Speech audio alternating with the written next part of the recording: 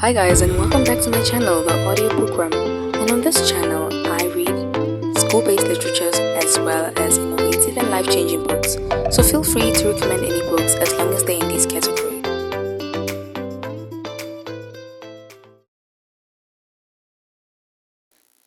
Things Fall Apart by Chinua Achebe. Chapter 1. Okonkwo was well known throughout the 9 villages and even beyond. His fame rested on solid personal achievements. As a young man of 18, he had brought honor to his village by throwing Amalinze the cat. Amalinze was the great wrestler who for 7 years was unbeaten from Umofia to Mbeno. He was called the cat because his back would never touch the earth. It was this man that Okonkwo threw in a fight, which the old man agreed was one of the fiercest since the founder of their town engaged the spirit of the wild for 7 days and 7 nights. Drums beat and flutes sang, and the spectators held their breath. Amalinze was a wily craftsman, but Okonkwo was as slippery as a fish in water. Every nerve and every muscle stood out on their arms, on their backs and their thighs, and one almost heard them stretching to breaking point. In the end, Okonkwo threw the cat. That was many years ago, 20 years or more, and during this time Okonkwo's fame had grown like a bushfire in the Hamatin. He was tall and huge, and his bushy eyebrows and wide nose gave him a very severe look. He breathed heavily, and it was said that when he slept, his wives and children in their houses could hear him breathe. When he walked, his heels hardly touched the ground, and he seemed to walk on springs, as if he was going to pounce on somebody. And he did pounce on people quite often. He had a slight stammer, and whenever he was angry and could not get his words out quickly enough, he would use his fists. He had no patience with unsuccessful men. He had no patience with his father. Unoka, for that was his father's name, had died 10 years ago. In his day, he was lazy and improvident and was quite incapable of thinking about tomorrow.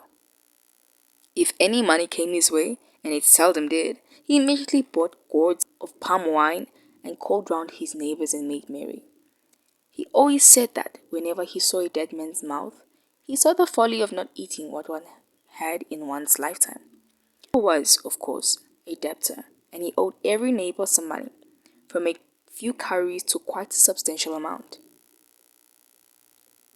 He was tall, but very thin, and had a slight stoop. He wore a haggard and mournful look except when he was drinking or playing on his flute.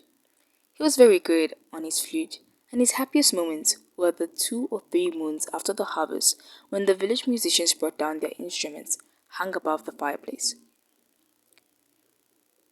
Unoka would play with them, his face beaming with blessedness and peace.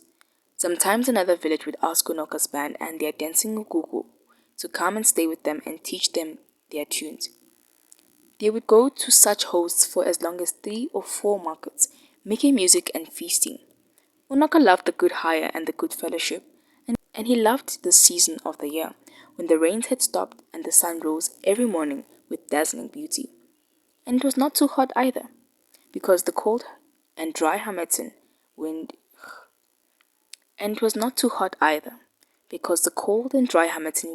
was blowing down Irome the north. Some years the Hamatin was very severe and dense haze hung on the atmosphere. Old men and children would then sit round the log fires, warming their bodies. Unoka loved it all, and he loved the first kites that returned with the dry season, and the children who sang songs of welcome to them. He would remember his own childhood, how he had often wandered around, looking for a kite sailing leisurely against the blue sky. As soon as he found one, he would sing with his whole being, welcoming it back from its long journey and asking if it had brought home any lengths of cloth.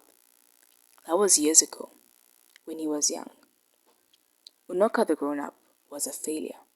He was poor and his wife and children had barely enough to eat. People laughed at him because he was a loafer, and they swore never to lend him any more money because he never paid back. But Unoka was such a man that he always succeeded in borrowing more and piling up his debts. One day, a neighbor called Okoye came in to see him. He was reclining on a mud bed in his hut playing on the flute.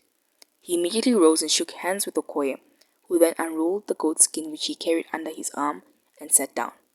Unoka went into an inner room and soon returned with a small wooden disc containing a kola nut, some alligator pepper, and a lump of white chalk. "I have cola," he announced when he sat down and passed the disc over to his guest. "Thank you. He who brings cola brings life. But I think you ought to break it," replied Okoye, passing back the disc. "No, it is for you, I think." And they argued like this for a few moments before Unoka accepted the honor of breaking the cola. Okoye, meanwhile, took the lump of chalk, drew some lines on the floor, and then painted his big toe. As he broke the cola, Unoka prayed to their ancestors for life and health and for protection against their enemies. When they had eaten, they talked about many things, about the heavy rains which were drowning the yams, about the next ancestral feast, about the impending war with the village of Mbeno. Unoka was never happy when it came to wars. He was in fact a coward and could not bear the sight of blood. And so he changed the subject and talked about music. And his face beamed. He could hear in his mind's ear the blood-stirring and intricate rhythms of the ekewe and the udu and the ogene, and he could hear his own flute weaving in and out of them, decorating them with a colorful plaintive tune. The total effect was gay and brisk, but if one picked out the flute as it went up and down, then broke it up into short snatches, one saw that there was sorrow and grief there. Okoye was also a musician. He played on the ogene, but he was not a failure like Unoka.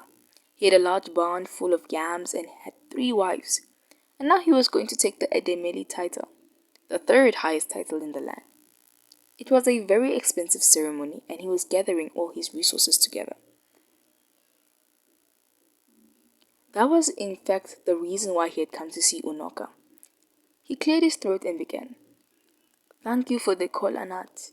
You may have heard of the title I intend to take shortly." Having spoken so plainly so far, Okoye said the next half a dozen sentences in Proverbs. Among the Igbo, the art of conversation is regarded very highly, and Proverbs are the palm oil with which words are eaten. Okoye was a great talker and spoke for a long time, skirting round the subject, then hitting it finally. In short, he was asking Unoka to return the 200 cowries he had borrowed from him more than 2 years before. As soon as Unoka understood what his friend was driving at, he burst out laughing. He laughed loud and long, and his voice rang out, clear as the ogene, and tears stood in his eyes. His visitor was amazed and sat speechless. At the end, Unoka was able to give a short answer between fresh outbursts of mirth. "Look at that wall," he said, pointing at the far wall of his hut, which was rubbed with red earth so that it shone. "Look at those lines of chalk." And Okoye saw groups of short perpendicular lines drawn in chalk. There were 5 groups, and the smallest group had 10 lines. Unoka had a sense of dramatic, and so he allowed a pause, in which he took a pinch of snuff and sneezed noisily. And then he continued. "Each group there represents a debt to someone, and each stroke is 100 cowries. You see, I owe that man 1,000 cowries. But he has not come to wake me up in the morning for it. I shall pay you, but not today. Our elders say that the sun will shine on those who stand before it shines on those who kneel under them. I shall pay my big debts first." And he took another pinch of snuff, as if that was paying the big debts first. Okoye rolled the goat skin and departed. When Unoka died, he had taken no title at all, and he was heavily in debt. Any wonder, then, that his son Okonkwo was ashamed of him?